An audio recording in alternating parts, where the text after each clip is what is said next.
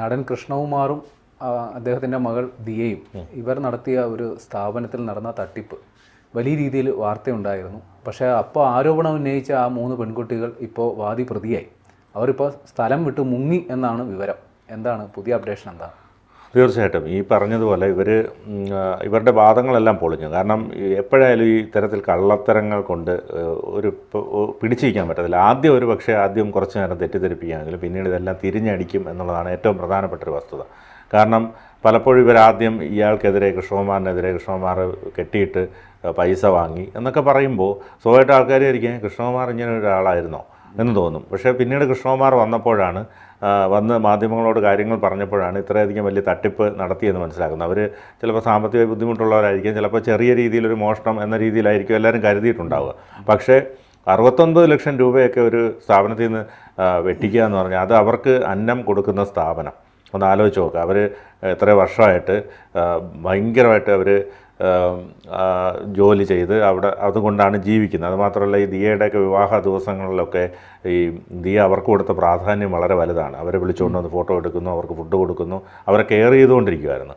അപ്പോൾ ഒരു അനിയത്തിമാരെ പോലെ അല്ലെങ്കിൽ ചേച്ചിമാരെ പോലെ കാണുന്ന അവർ ഇതുപോലൊക്കെ ചെയ്യാന്ന് പറഞ്ഞാൽ അത് ചെറ്റത്തരമൊന്നല്ലാതെ മറ്റൊന്നും പറയാൻ പറ്റത്തില്ല. എന്നിട്ട് പറയുന്നത് ദിയ വിളിച്ച ഫോൺ കോൾ കേട്ടാൽ ഞെട്ടും എന്ന് പറഞ്ഞിട്ട് ദിയ കുറച്ച് സംസാരിക്കുന്നു. അതിനുശേഷം ഇടയ്ക്കിടയ്ക്ക് ബീപ്പ് ശബ്ദം ഇടുന്നു. പക്ഷേ ഇതിപ്പോൾ ഞാനങ്ങാണായിരുന്നെങ്കിൽ മൊത്തം ബീപ്പ് ഇടാനേ പറ്റത്തുള്ളായിരുന്നു. അപ്പോൾ ആ രീതിയിൽ ഏതൊരു മുതലാളിയാണെങ്കിലും ആ രീതിയിലേ അത് പെരുമാറത്തുള്ളൂ. കാശ് മുടക്കിയവനെ അതിന്റെ ദണ്ണം ഉണ്ടാകും. ഇത്രയും രൂപ പോയെന്ന് പറഞ്ഞാൽ സ്വാഭാവികമായിട്ട് അവർ വൈകാരികമായി പ്രതികരിക്കും. അതിപ്പോ ഇത്തിരി കട്ടിപ്പെട്ട വാക്ക് അതിലുണ്ടാകുക സ്വാഭാവികമാണ്, അത് മനുഷ്യ സഹജമാണ്. അപ്പൊ അതിൽ ഇത്ര വലിയ വെണ്ടയ്ക്കാൻ നിരത്തി വാർത്തകൾ വരിക, വലിയൊരു ആരോപണം ഉന്നയിക്കുന്നതിൽ കാര്യമില്ല. ഇവർ പറയുന്നതിൽ വസ്തുതയുണ്ടോ ഇല്ലയോ എന്നുള്ളതാണല്ലോ പരിശോധിക്കുന്നത്. അപ്പൊ ഈ കേസ് ഇങ്ങനെ ഒരു ആരോപണം ഉണ്ടാകുമ്പോൾ തന്നെ ആ പെൺകുട്ടികളുടെ വർത്തമാനത്തിൽ തന്നെ എന്തോ ഒരു അസ്വാഭാവികതയുണ്ട്, എന്തൊക്കെയോ മറയ്ക്കാൻ ശ്രമിക്കുന്ന രീതിയിലാണെന്ന് പറയും. പക്ഷെ ഇത് ശ്രദ്ധിക്കാതെ ഒരു കേട്ട മാത്രയിൽ കൃഷ്ണകുമാറിനും ദിയയ്ക്കുമെതിരെ വലിയ രീതിയിലൊരു വാർത്ത പ്രളയം തന്നെ ഇവിടെ ഉണ്ടാകുന്നു. കൃഷ്ണകുമാർ എന്തോ ഭീഷണിപ്പെടുത്തിയെന്നോ മോശമായി പെരുമാറിയെന്നോ സംസാരിച്ചെന്നോ എന്ന തരത്തിൽ, പിന്നെ ഇവർക്ക് എന്തോ ജാതി അധിക്ഷേപം നടത്തിയെന്ന തരത്തിൽ ആരോപണം വരുന്നു. അതിന് വലിയ വാർത്തകൾ ഉണ്ടാകുന്നു. പലരും ഈ ജാതി അധിക്ഷേപത്തിൻ്റെ അതിൻ്റെ വസ്തുത പോലും അന്വേഷിക്കാതെ പലരും സോഷ്യൽ മീഡിയയിൽ അങ്ങ് ഉറഞ്ഞു തുള്ളുകയായിരുന്നു. ഇപ്പോൾ അതാണല്ലോ ട്രെൻഡ്, ജാതി എടുത്ത് അങ്ങ് പ്രയോഗിക്കുക, അതിൻ്റെ പേരും പറഞ്ഞ് അങ്ങ് തമ്മി തല്ലുക, വഴക്കുണ്ടാക്കുക. അപ്പോൾ ജാതി പറഞ്ഞു അതിൻ്റെ പേരിൽ ഇപ്പോൾ ആ രീതിയിലും ഇവരെ അവഹേളിക്കുന്ന തരത്തിൽ കൃഷ്ണകുമാറിനെയും ദിയേനെ അതിനുപോലും അവർക്ക് ആ രീതിയിൽ പ്രതികരിക്കുകയും കൂടി വന്നു. എൻ്റെ അമ്മ ഈഴവയാണ്, എൻ്റെ അച്ഛൻ നായരാണ്, അപ്പം ഞാൻ ഏത് ജാതിയാണ്, ഭർത്താവ് ബ്രാഹ്മണാണ് എന്ന് പോലും പറയേണ്ടി വരുന്ന ഒരു പെൺകുട്ടി. ആ പെൺകുട്ടി 8 മാസം ഗർഭിണിയും കൂടിയാണ്. അപ്പോൾ അവരുടെ ഒരു മാനസിക സംഘർഷവും ശാരീരിക പരിമിതികളും കൂടി പോലും പരിഗണിക്കാതെ വലിയ രീതിയിൽ വാർത്തകൾ പടച്ചു വിടുക. അവസാനം വാസ്തവം ഇതാണെന്ന് പറയാൻ ഇപ്പോൾ ആളില്ല. അവർ മുങ്ങി എന്നതിനപ്പുറം അവർ ചെയ്ത തട്ടിപ്പിൻ്റെ ആഴം എത്രത്തോളമാണ് എന്ന തരത്തിൽ പറയുന്ന ഒരു ലൈവ് റിപ്പോർട്ടിങ്ങും ഒരിടത്ത് നടക്കുന്നില്ല, ഒരു ബ്രേക്കിംഗ് ന്യൂസും ഉണ്ടാകുന്നില്ല. അതെ, ഈ ദിയയുടെ ഭർത്താവ് പൂവാലിനാണ് രാത്രി വിളിച്ച് ശല്യം ചെയ്യും, രാത്രി ഫോൺ ചെയ്തിട്ട് എന്തെടുക്കുന്നു എന്നൊക്കെ ചോദിക്കുമെന്നൊക്കെയാണ് പറയുന്നത്. അതിന് ദിയ കൊടുത്ത മറുപടിയാണ് ഏറ്റവും കോമഡി. അതായത് ബിരിയാണി വീട്ടിലുള്ള ആരെങ്കിലും മണ്ണ് വാരി തിന്നുപോകുന്നു. അപ്പം അത് ഇച്ചിരി കടുത്തു പോയി. എന്നാൽ പോലും ചില സന്ദർഭങ്ങളിൽ ഇതുപോലൊക്കെ ഒരു അനാവശ്യമായ ആരോപണങ്ങൾ ഉന്നയിക്കുമ്പോൾ സ്വാഭാവികമായിട്ടും ചിലപ്പോൾ സമാനമായ ഒരു കമന്റ് വേറെയുണ്ട്. അവൻ ഓടിക്കുന്നത് റോൾസ് റോയ്സ് വണ്ടിയാണ്, തള്ളുവണ്ടി ഓടിക്കേണ്ട സമയമാകുമ്പോൾ പറയാന്ന് പറഞ്ഞു ആ രീതിയിൽ. അതെ. അപ്പോൾ ഈ പറഞ്ഞതുപോലെ ഇതിനെയൊക്കെ എടുത്തു വെച്ചിട്ട് ജാതീയമായും പണത്തിൻ്റെ അഹങ്കാരം എന്ന് പറയുമ്പോൾ ഒരൊറ്റ കാര്യം ചിന്തിക്കുക. കാരണം ഇത്രയും വർഷം തങ്ങളുടെ ജീവിതം മുന്നോട്ട് പോയത് ഈ പൈസ ഉപയോഗിച്ചാണ്. ആ ഒരു നന്ദി കാണിക്കണം. ഈ 69 ലക്ഷം രൂപയൊക്കെ, അതായത് ഈ സ്ഥാപനം ഉണ്ടെങ്കിലല്ലേ ഇവർ ഉള്ളൂ എന്ന് ചിന്തിക്കുന്നില്ല.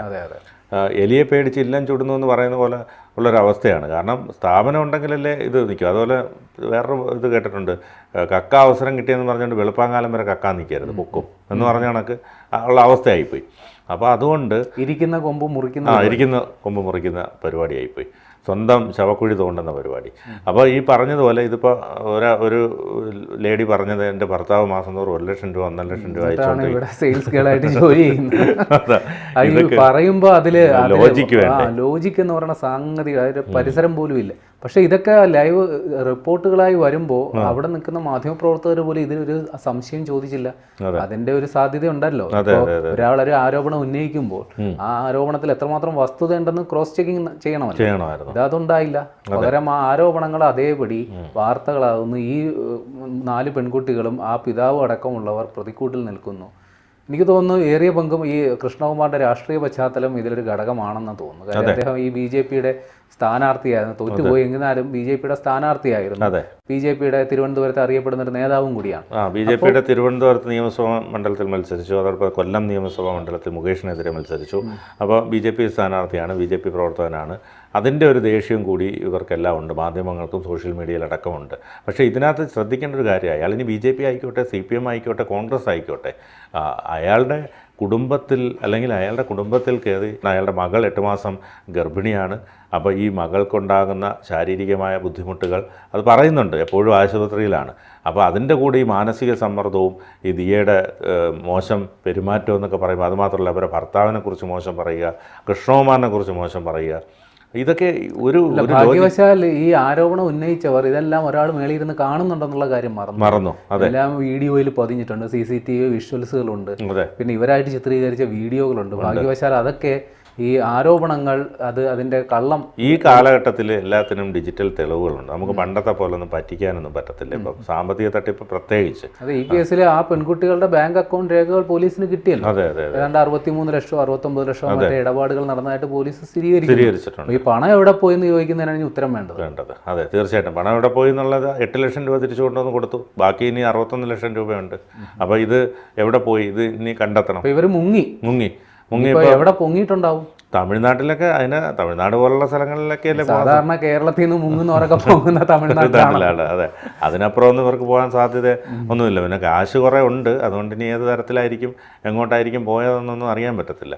ഏതായാലും ഭയങ്കരമായ ഒരു മോശം ഒരു സന്ദേശമാണ് ഇത് കൊടുത്തത്, ഇവർ സമൂഹത്തിന് മുന്നിൽ കൊടുത്തത്. കാരണം വേറൊരു കാര്യമുണ്ട്, ഇതിപ്പോൾ പലർക്കും ഒരു പാഠമാണ്, ഈ മുതലാളിമാർക്കൊരു പാഠമാണ്. കാരണം തൊഴിലാളികളെ എല്ലാം ഏൽപ്പിച്ച് പോകുമ്പോൾ അത് ശ്രദ്ധിക്കാതിരുന്നാൽ ഇതുപോലെ കബളിപ്പിക്കപ്പെടലുകൾ ഒരുപാടുണ്ടാകും.